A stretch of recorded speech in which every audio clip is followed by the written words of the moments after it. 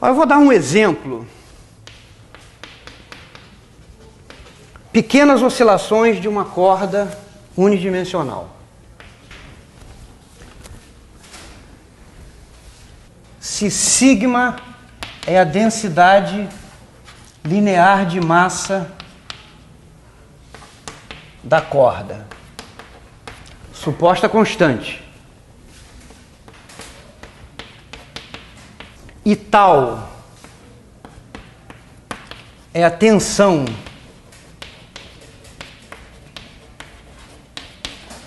na corda, então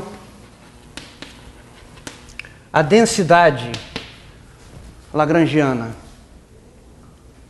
correta ou adequada para descrever as pequenas oscilações de uma corda unidimensional é essa aqui, ó. Sigma sobre 2 d ρ de φ d ρ de t ao quadrado menos tal sobre 2 quadrado da derivada de φ em relação a x.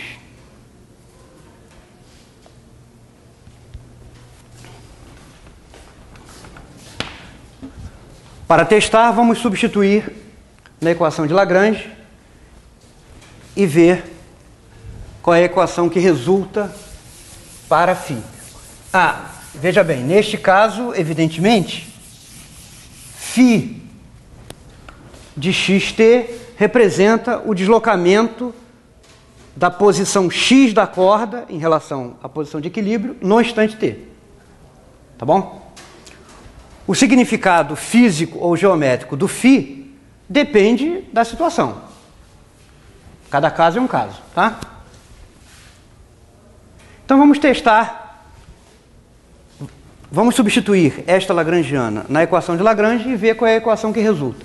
Para facilitar a vida, é bom escrever a lagrangiana na notação abreviada φ ponto e φ', tá?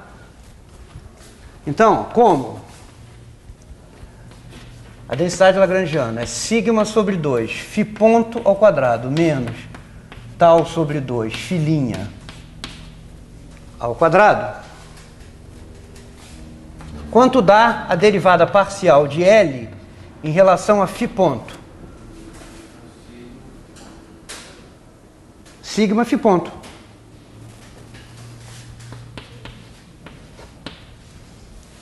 Analogamente, quanto dá a derivada parcial de L em relação a φ'? Menos tal φ'. E quanto é a derivada da lagrangiana em relação a φ? Zero. O φ sozinho não aparece, tá? Só aparecem φ ponto e φ'. O φ puro e simples não aparece. Donde, substituindo aqui, ó, nós ficamos com menos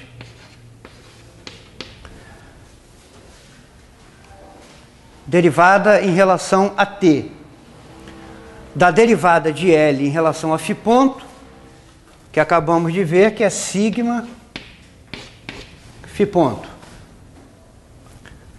menos derivada em relação a x da derivada da densidade lagrangiana em relação a φ', que acabamos de ver que é menos tal φ'.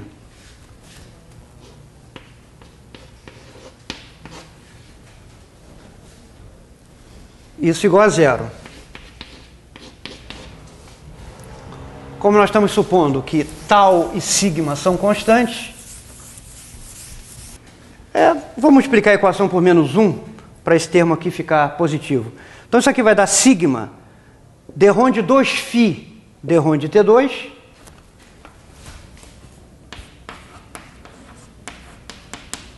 menos tal d ρ de 2φ de x2 igual a zero. E essa equação vocês conhecem, né? Que equação é essa? Equação de onda unidimensional. Né? Vamos consertar isso aqui.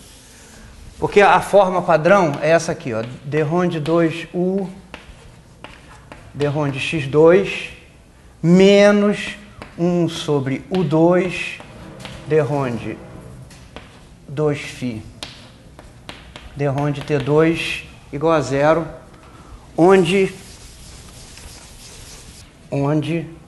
sigma sobre tal. Então, u igual a raiz de tal sobre sigma. Agora faz sentido, né? Porque antes estava dando a impressão de que quanto mais densa a corda, maior é a velocidade de propagação da onda nela, o que fisicamente não é razoável.